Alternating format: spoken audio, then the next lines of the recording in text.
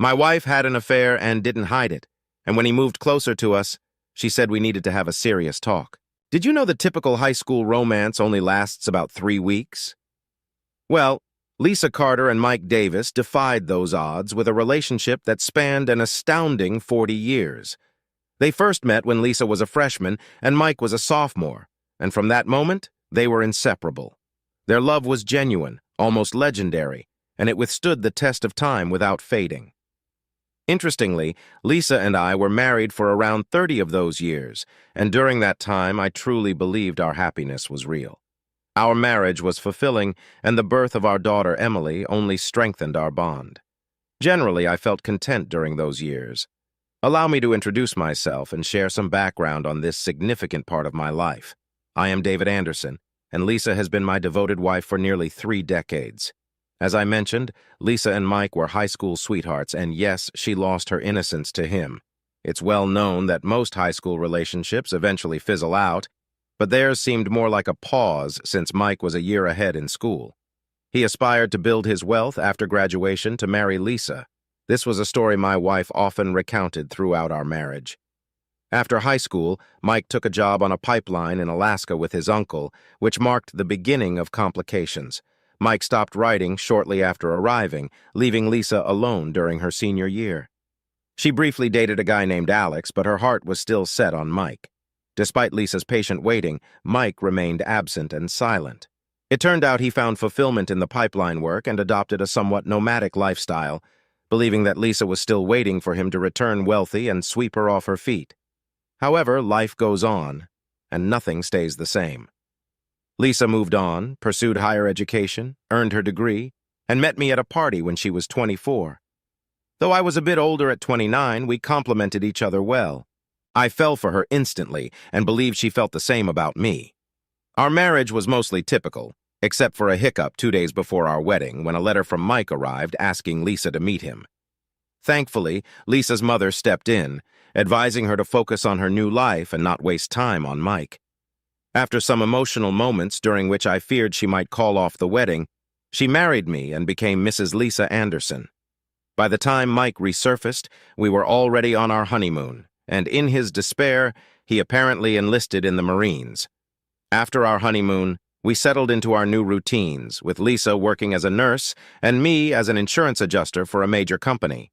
While our marriage remained strong, there was a recurring issue. Mike began texting Lisa, and she responded willingly. When I questioned this, she became defensive, insisting he was just an old friend who needed support. I was aware of their correspondence and her reciprocal letters. Despite efforts from both her family and myself, she persisted until news arrived that he had married someone at his station, ending their communication and restoring my peace of mind. Over the next 3 years, she received just 3 Christmas cards from Mike, and that was the extent of it. During this pause in communication with Mike, our daughter Emily was born. With our newborn in tow, Lisa and I worked diligently to build a home and farm to provide Emily with a good life. Those were indeed good days, and we worked together harmoniously to raise our child. However, as often happens, a disruption arose. One day, Lisa received a letter from Mike. Although she never discussed it, I noticed our stamp consumption increasing, leading me to conclude she had resumed correspondence with him. Despite this, I chose to overlook it, considering his duty to protect democracy while I ensured my family's well-being. If they chose to write to each other, I deemed it their business, regardless of my sentiments. Eventually, Lisa began sharing tidbits she had gleaned from Mike.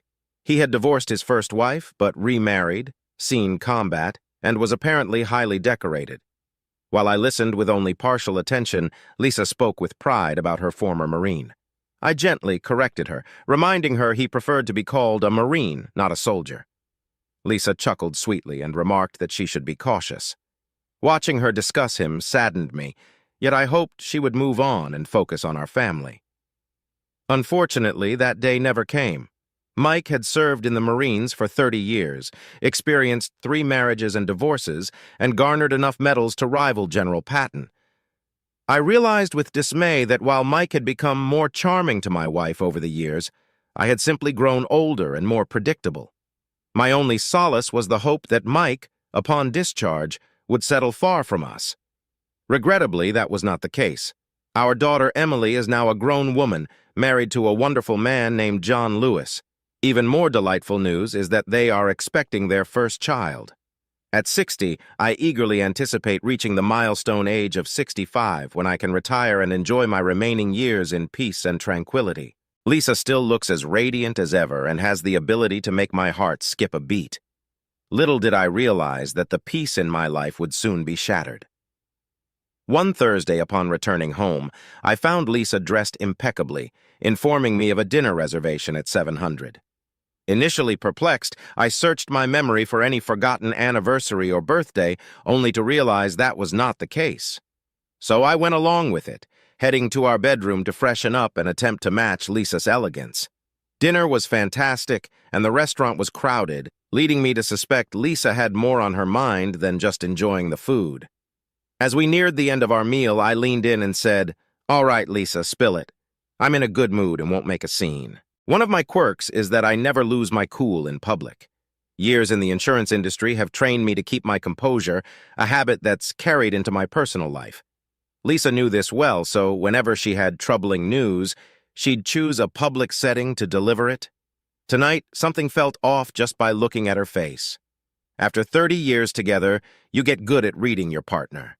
I had a sinking feeling tonight, convinced something would ruin my evening. Finally, with evident hesitation, she broke the silence. "David, you should know that Mike is back." Instantly, a wave of nausea hit me, though I knew it wasn't the food. I stared at her, waiting for more details, but Lisa just gazed back at me with a somber expression. Finally, I broke the awkward silence. "When you say back, do you mean from a vacation?"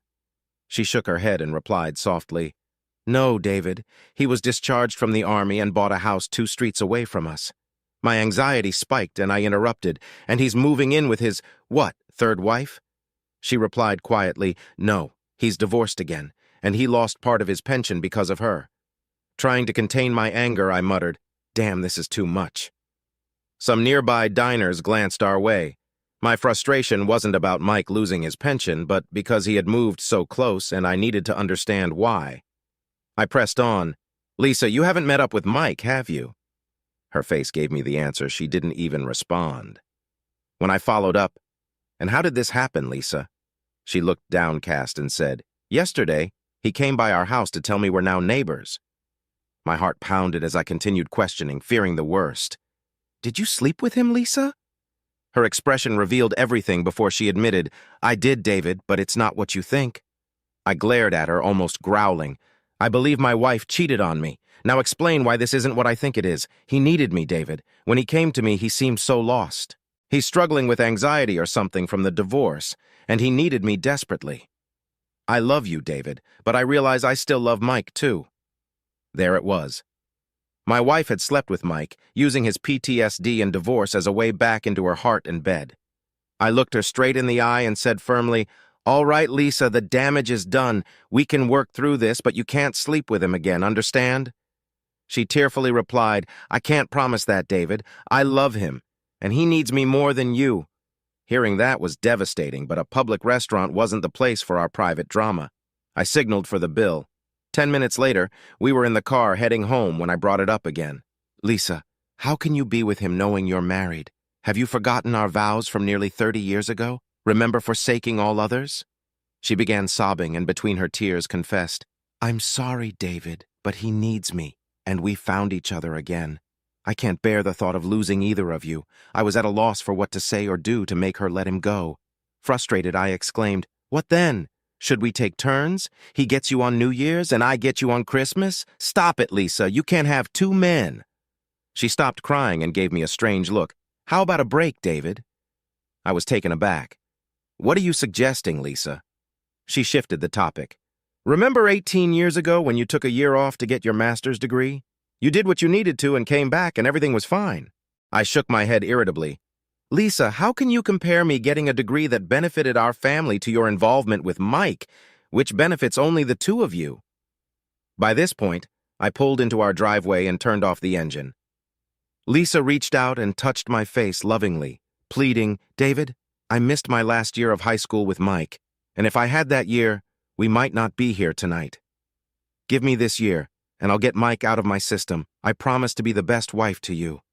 I need this time, David, please. I felt a storm of emotions, sadness, hurt, shock, and depression. The urge to lash out surged within me, but I recalled stories about men who lost their freedom in fits of rage. I said, all right, Lisa, if this is truly what you want, go ahead, but understand this, don't expect my approval. I don't want to see or hear from you for the entire year, got it?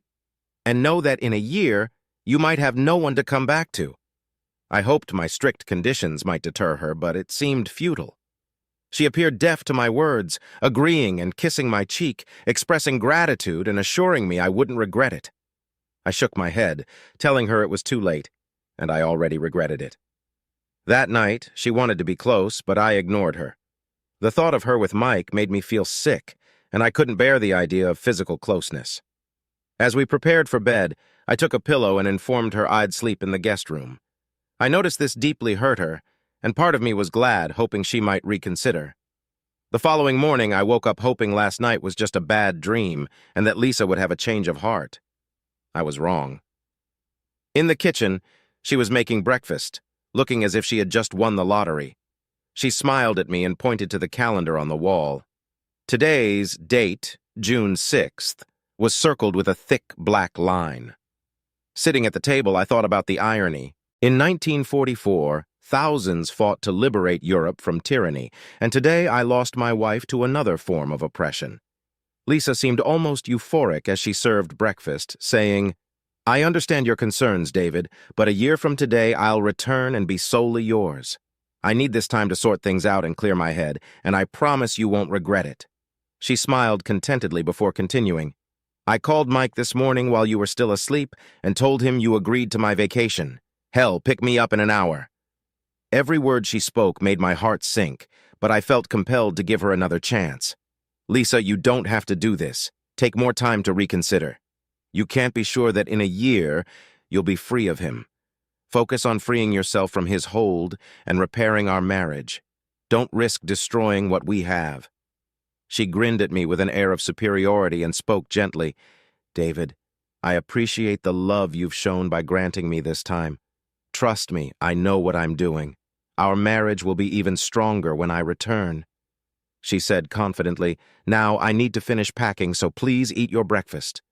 With those words, she left the kitchen, effectively marking her emotional departure from our relationship. Despite the tasteless meal, I forced myself to finish eating and then went to get dressed. Entering our bedroom, I was met with the sight of Lisa's 3 large suitcases, all packed and ready. She smiled at me with a mix of affection and determination and said, I think I've got everything. Please take these bags to the porch for Mike. I stared at her in disbelief before saying, No. Her face registered shock at my refusal. Continuing, I added, If you're determined to throw away 30 years of marriage, you and that man can carry your bags yourselves. I won't help you in this ridiculous endeavor, is that clear?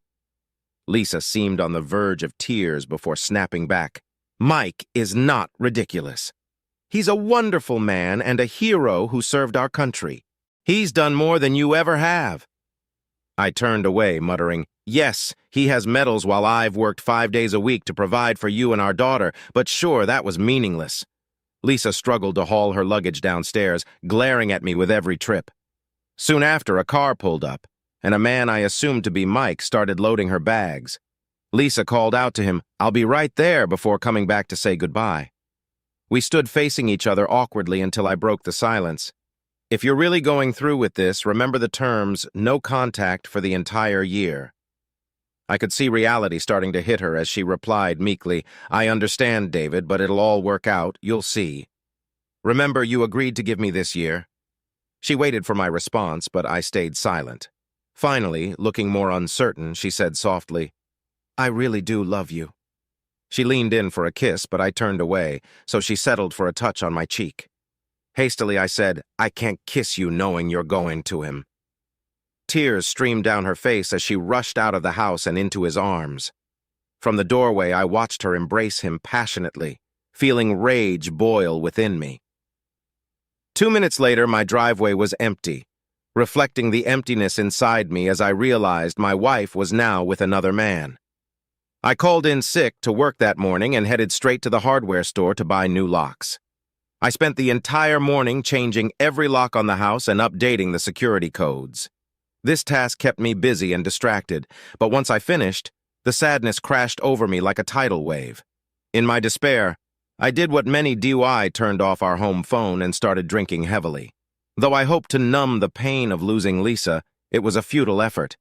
My drinking binge continued until Sunday morning when I ran out of alcohol, which was a small relief as I felt utterly drained.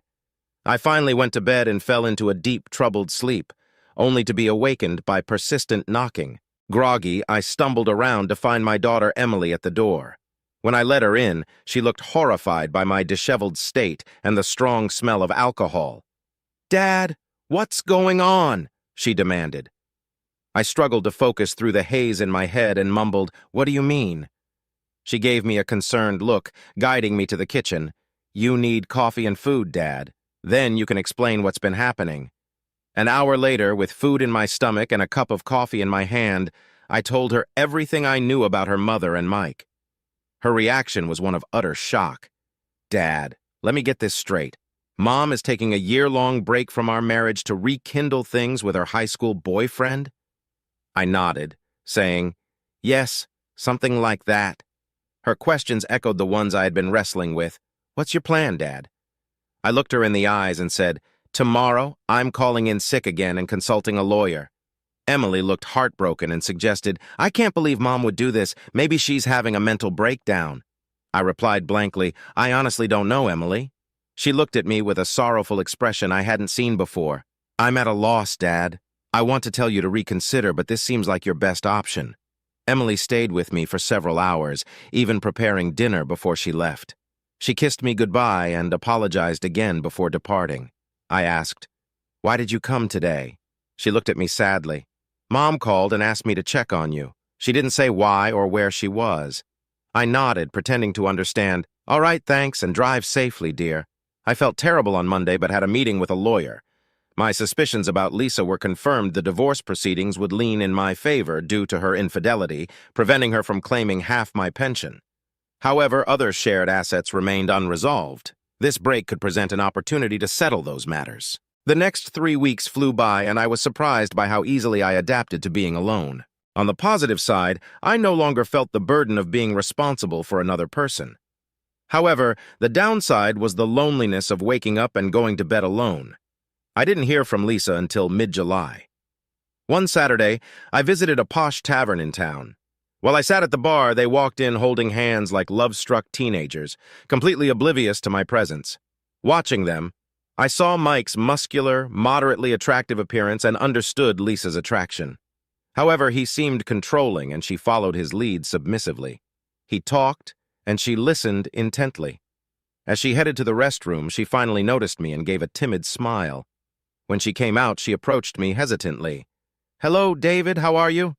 Despite my urge to lash out, I kept my cool and replied, "Oh, as well as one can be when their wife of 30 years leaves for another man. What do you need?" My sarcastic tone confused her, but she held her ground. "David, I need to get into the house. I left some personal things there, but my key didn't work when I tried the other day." I smiled, maintaining a friendly tone. "Well, Lisa, it shouldn't surprise you that your key doesn't work in my house, since you don't live there anymore." She looked puzzled as I continued. "I think you better get back to your boyfriend before he gets worried." Tears welled up in her eyes as she turned and walked away. I resumed focusing on my drink. 2 minutes later, I felt a rough hand on my shoulder, spinning me around to face an angry Mike. "Hey, idiot, you made my woman cry, and I don't like it." He looked ready to hit me, and my heart raced, knowing he could overpower me before anyone could intervene. Summoning more courage than I felt, I went on the offensive. "You're talking about my wife, not your woman. Since you stole her, you have no right to interfere in our matters. Hit me if you want, but think about what happens when the police get involved," I snapped, holding my ground. I could see Mike struggling to process my words, knowing he wasn't exactly the brightest bulb in the box. This gave me the confidence to press on. "You have 2 choices: punch me and spend time in jail, or walk away and mind your own business." My heart raced as I spoke, but I maintained a facade of bravado. Mike glared at me, fists clenched, but before he could decide, the manager approached us, asking if there was a problem. Mike shot him a look of contempt before muttering, "No problem," and slinking back toward Lisa. 5 minutes later, they settled their bill and left. On the drive home, my mind raced with thoughts about what personal items Lisa might want from the house. Determined to find out, I spent hours searching through every nook and cranny. Finally, buried beneath some old clothes in her closet, I found a stack of letters from Mike to Lisa. As I read through them, it became clear that their affair had been brewing for years. One letter, dated 5 years earlier, read, "It's comforting to know you still miss me. When I come back, we'll be together. You'll have to find a way to get rid of your weak husband." Reading through the letters felt like leafing through a tawdry romance novel. Many detailed their plans or reminisced about their high school days. By the time I finished, it was evident that life without Lisa was going to be simpler, albeit lonelier. I didn't hear from Lisa until my birthday on September 1st. Coming home from work, I found a covered dish and a birthday card on the porch. Bringing them inside, I saw she had made my favorite stew. The card read, "Happy birthday, David. With a note inside, I know we're not supposed to communicate, but I couldn't ignore your birthday. I dream about us every night, and by the end of this year, I will be yours and he will be gone. Please never stop loving me or abandon us. Love, Lisa." My daughter Emily had been keeping a close eye on me since Lisa left. She called me on my birthday. After some small talk, she got to the point. "Dad, you know my due date is in 3 weeks, right?" "Of course, honey. How could I forget? Your mom and I are thrilled about the birth of our first grandchild." There was a brief pause before Emily continued. "Dad, John, and I had dinner with Mom and Mike last night. Mom wants to be there when the baby is born, and she wants Mike to be there too. I know you and Mom agreed not to communicate for a year, but can you make an exception for me just this once?" The news that Emily and her husband had dined with them stunned me, but I didn't want to ruin the occasion of my first grandchild's birth. "All right, Emily, she can come, and she can bring him if necessary." Emily immediately corrected me. "Dad, stop calling him him. He's not a bad guy, and he makes Mom happy. I haven't seen her this joyful in years." Anger surged through me. "Your grandmother had strong words for him years ago, and nothing has changed. Now you're all dining together and you're defending him. He's slowly tearing our family apart. Just tell me, when are you going to start calling him Dad?" Emily quickly responded, her regret clear. "Dad, I'm sorry. I didn't mean it like that. I can imagine how you feel, and I'm truly sorry." I cut her off coldly. "It's okay. Forget about it. I have something in the oven. Behave yourself." She said she loved me and hung up. It was then that I realized my life would never be the same, and I needed to take action. First, I began liquidating my assets to reduce my net worth. Second, I faced my fears and re-entered the world. The next few days were stressful. I sought legal advice on asset management, obtained a stun gun for self-defense in case of a confrontation with Mike, and booked a trip to Las Vegas for October. Additionally, I started searching for companionship online, hoping to find a woman my age looking for a stable, long-term relationship. With Lisa gone, I had the freedom to use or dispose of my possessions as I saw fit, giving me significant control over my future plans. The day Emily went into labor, I was at work. My secretary answered the phone. It was John, elated to tell me I was a grandfather. I congratulated him and rushed to the hospital. Upon arriving, I found Emily's room and headed there. As I approached the door, I overheard a heated conversation between Emily and Lisa. "Mom, this whole situation with Dad is pointless. Do you really want to lose him for Mike?" Emily asked, clearly frustrated. Lisa responded reassuringly, "Don't worry, Emily, I won't lose your father. His love for me is too strong for him to leave. Besides, what I have with Mike is amazing. Every day feels like high school again, only better now that we're physically together. He treats me like a princess, and I'll miss this when I go back to your father." Emily's voice dripped with disdain. "Mom, I don't want to hear about your love life with Mike. I know he's a great guy and all, but I want my child to have grandparents who are together, not separated. Please, Mom, go back to Dad before it's too late. He might be dull and predictable, but he's always there for you. Mike might be charming now, but all good things come to an end. Dad is constant. He won't abandon you. Do whatever it takes to win him back." There was a brief silence before Emily pleaded, "Mom, don't wait too long or you might lose him." Lisa's voice was confident but misguided. "You don't need to worry about your father and me. When I'm done with Mike, your father will welcome me back with open arms." Emily's skepticism was clear, Mom. "You think you know Dad, but he's changing. He's more bitter and distant since you left. Are you really willing to throw away 30 years of marriage for a high school fling?" Having heard enough, I stepped into the room with a forced smile. "Hey, Emily, congratulations on your new son. You must be thrilled." I went over and hugged her, deliberately ignoring Lisa. It was childish, but it felt necessary at the moment. Lisa glared at me, but Emily beamed. "Have you seen him yet, Dad?" I shook my head. "No, sweetie, I came to check on you first." Tired of the tension, Lisa finally spoke. "Hello, David, how are you?" I glanced at her briefly, then focused back on Emily, asking about the birth and the baby's name. At the mention of the name, Emily's face lit up. "John and I decided to name him Thomas after you, Dad." Lisa, looking solemn, excused herself, saying she was going to see the baby. Once she left, I took Emily's hands and spoke seriously. "Emily, you know your mom and I probably won't reconcile." Emily's eyes filled with tears. "No, Dad, I don't believe that. She'll come to her senses soon and come back home." Tears welled up in my eyes as I spoke softly. "Baby, I've come to realize I was never enough for your mother. Something significant is going to happen soon." Shock and disbelief crossed her face as she asked, "What do you mean, Dad?" I gave her a sad smile. "Very soon, I'll be starting the divorce proceedings after I get a few things sorted out."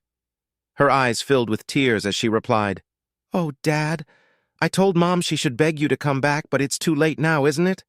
I nodded, the pain evident in my voice. "Yes, it's too late for reconciliation. The memories of her betrayal are too painful for me to overcome. But please don't say anything to her just yet, okay?" Emily nodded and hugged me tightly. We chatted for a while longer, carefully avoiding any mention of Lisa or Mike. Eventually, I promised to visit the next day and left her to bond with the baby. As I made my way to the children's ward, I found my grandson among the other newborns. The sight of his tiny, precious form struck me with a profound sense of beauty and fragility. Just then, John approached, standing between Lisa, Mike, and me. With a warm smile, he handed me a cigar, saying, "Here, Dad, have a smoke to celebrate." I slipped the cigar into my pocket and patted John on the back. "I'll save this for later, son." "Thank you." Watching my wife and her lover holding hands like infatuated teenagers made my stomach churn. "John, I'll come back tomorrow when it's less crowded and the air is a bit fresher, if you know what I mean." John nodded, understanding. "I get it, Dad. I don't blame you one bit." As I was about to leave, Lisa called out to me timidly, "David, it feels like just yesterday we were bringing our baby home, and now our baby has one of his own." Time flies so fast. I glanced at her, still holding Mike's hand, and walked out without a word. She looked confused as I left them standing there. October arrived, turning out to be the best month I had experienced since Lisa left. I took a trip to Vegas, initially planning to lose some money at the tables as an excuse to diminish our shared assets. However, the trip took an unexpected turn when I met Laura, a sophisticated woman in her 50s. She explained that many men seek the company of an older woman, and in my case, she was right. Laura was expensive, but she made me feel more alive than I had in years. For the first time since Lisa left, I didn't miss her at all. Laura was not only skilled in bed, but also genuinely interested in me. She asked about my soon-to-be ex-wife and her new partner, and by the end of the night, she knew almost as much about my life as I did. Moved by my story, she gently touched my face before leaving. "David, I've only known you for a few hours, but I feel I must tell you something. You're a good person, and that's rare. I've seen and been with thousands of men, and I can count on one hand those I truly liked and respected. You're one of them. Your wife has no idea what she's losing. Don't let her actions and foolishness change who you are. And if you ever come back to town, call me. I'd love to see you again." My trip to Vegas and Laura's words left me more introspective than ever. Reflecting on what she said, I realized she was right. Despite Lisa's 3 decades of being a devoted wife and mother, her betrayal couldn't break me. Upon returning from Vegas, I instructed my lawyer to start drafting the divorce papers. Additionally, I decided to dig deeper into Mike Davis' background. Following my lawyer's advice, I hired a private investigation firm to look into his past from high school to the present. Despite the firm's hefty fees, I didn't hesitate, knowing that half the expenses would be covered by Lisa's share. Confident in the firm's thoroughness, I expected to have all the information I needed before Christmas. I also approached my boss about transferring to another branch of our company. Initially surprised by my request, given my previous resistance to relocating, he promised to look into it and get back to me. As Thanksgiving approached, I faced another challenge. Emily called me about a week before the holiday to invite me to dinner. When I asked if her mother and her new partner would be there, she hesitantly confirmed. Hearing this, I declined firmly and ended the call. Unexpectedly, my son-in-law reached out to me soon after. John called my office and requested a meeting. We arranged to meet at a quiet bar in the city center that evening. I noticed John was visibly upset. After some initial small talk, I ordered 2 double scotches and sensed something was troubling him. I leaned back, ready to listen as John began to open up about the situation with my wife and daughter. "Dad, you won't believe this, but they're both infatuated with him. It's all Mike this and Mike that." "You'd think he was some kind of hero," John said, taking a sip of his drink. I was taken aback by his honesty and needed to understand his perspective. "So, John, do I understand correctly that you don't approve of Mr. Davis?" John's face contorted with anger. "Dad, this guy is arrogant, self-centered, and selfish. He's so in love with himself that I can't see how he has any room left for Lisa." Realizing his outburst, he quickly apologized. "Sorry, Dad, I didn't mean to disrespect her." I smiled reassuringly. "No worries, son. I'm not offended. But tell me, when did you start calling her Lisa instead of Mom? He seemed hurt since she left you." "I've lost all respect for her." Curious, I probed further. "Why did her departure affect you so much, if you don't mind me asking?"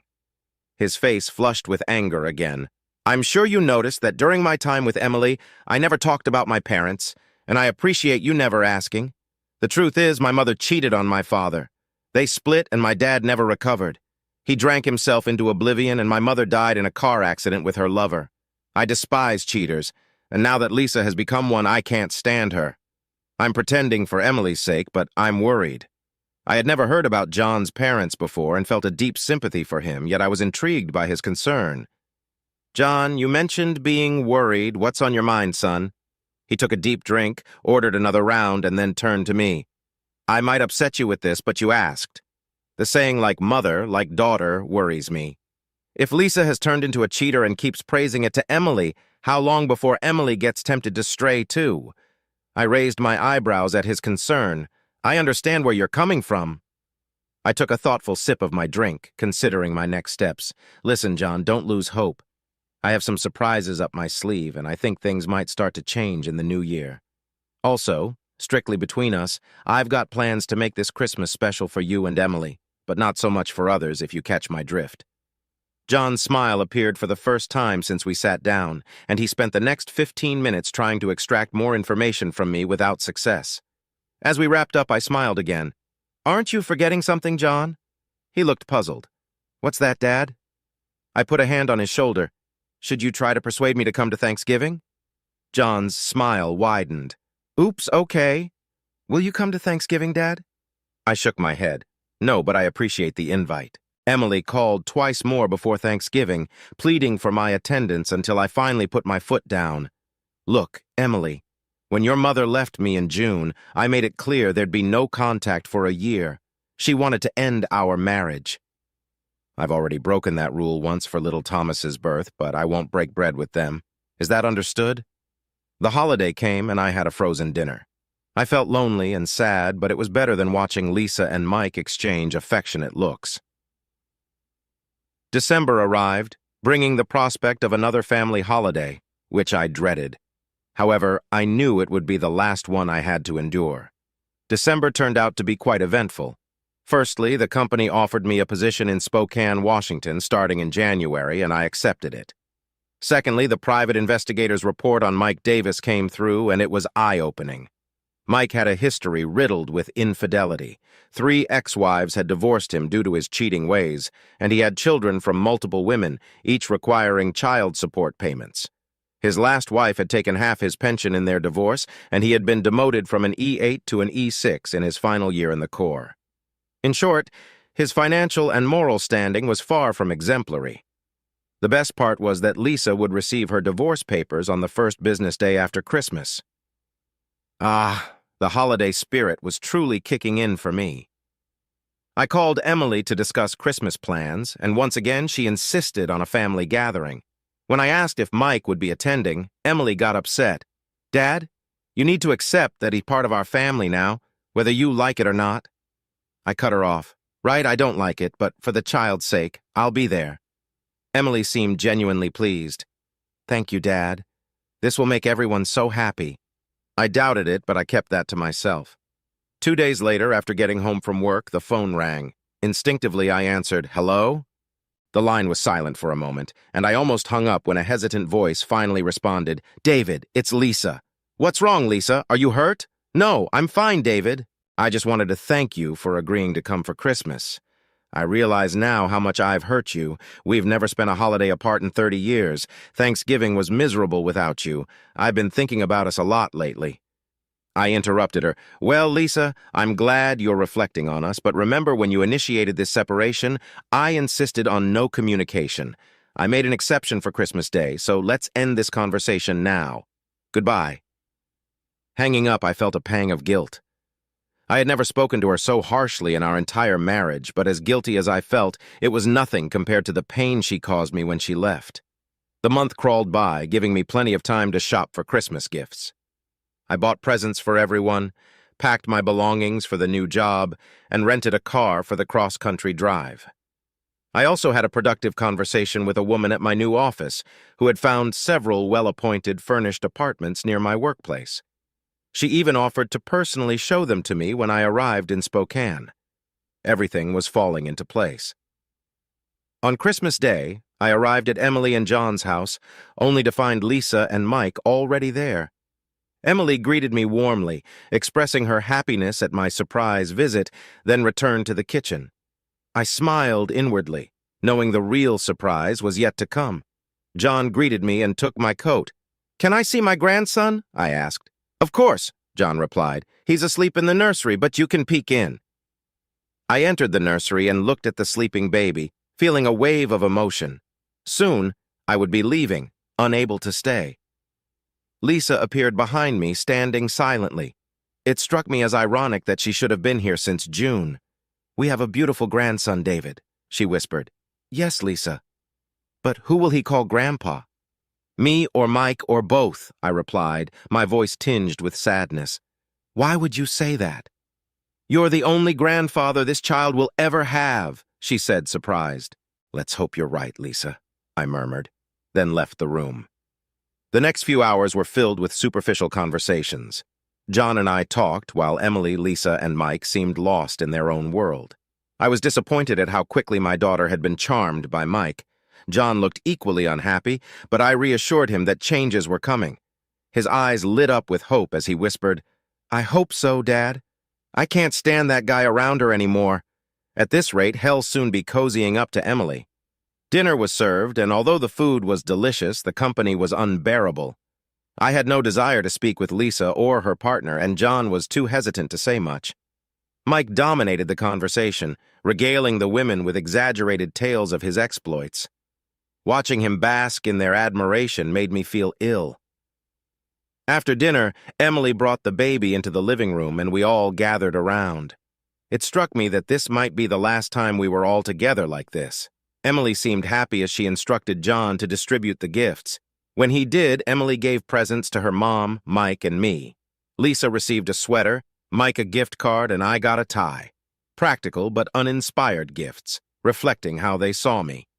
When John, Emily, and the baby unwrapped their presents from Lisa and Mike, Emily was delighted while John remained polite but distant. As everyone finished opening their gifts, the room fell silent, and all eyes turned to me and my bag of presents. Breaking the silence, I said, "To conclude this wonderful evening, I want to give you all the gifts you deserve this holiday." Standing up, I retrieved the bag and handed John and Emily a large envelope wrapped in festive paper. Emily eagerly tore open the wrapping while John watched. Emily's joyful scream filled the room as she realized what was inside. Lisa shifted in her seat, eager to know, "What is it, Emily? Dad gave us your house for free, no mortgage. Now we can move out of this rental. Isn't that amazing? Emily exclaimed. Lisa's expression turned from joy to concern. Why did you do this, David? Where will we live? I fixed her with a piercing look. Don't worry, Lisa. I've got everything figured out. Here, this is for you. I handed her a card and a wrapped box. She unwrapped the box to find a bracelet. Her surprise was evident as she examined it.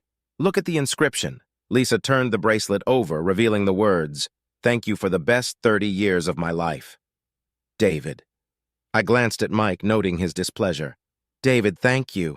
This is lovely, but you forgot to write with love, she said, puzzled. I didn't forget, Lisa. I chose not to lie.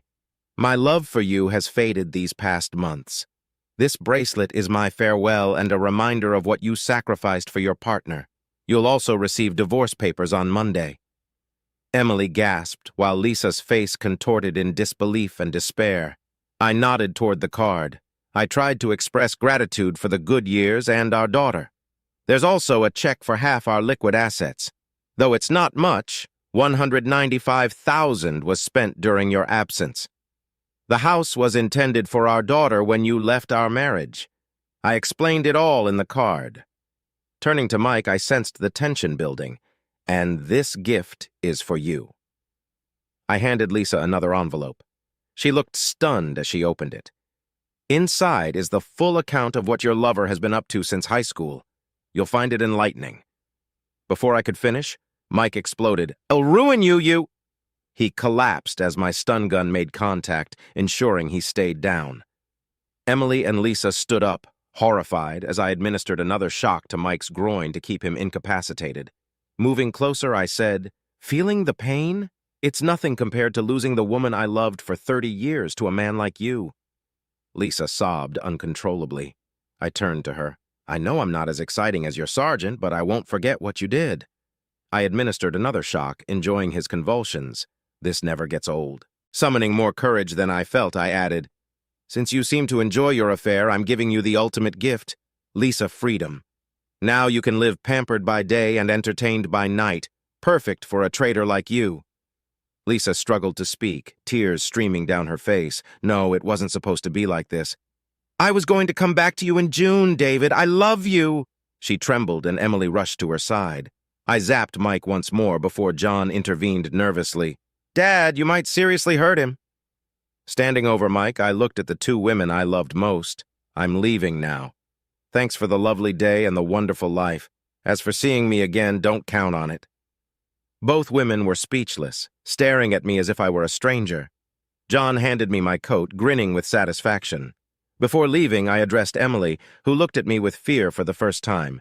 Emily, take this as a lesson. If you follow your mother's path, you'll lose everything: your husband, your home, and the love of your life. I approached little Thomas' crib, touched his cheek, and whispered, Goodbye, baby. Maybe we'll meet again someday, but I doubt it. Still smiling, I headed for the door. Happy New Year, everyone. By the time I reached my car, the shock had likely worn off. I distinctly heard Lisa cry out, No, this can't be happening. Starting the engine, I thought about my new life in Spokane and the possibility of seeing Laura again. As I backed out, John emerged from the house, smiling and waving. I returned the gesture before driving off into a new life out west, feeling a mixture of relief and trepidation.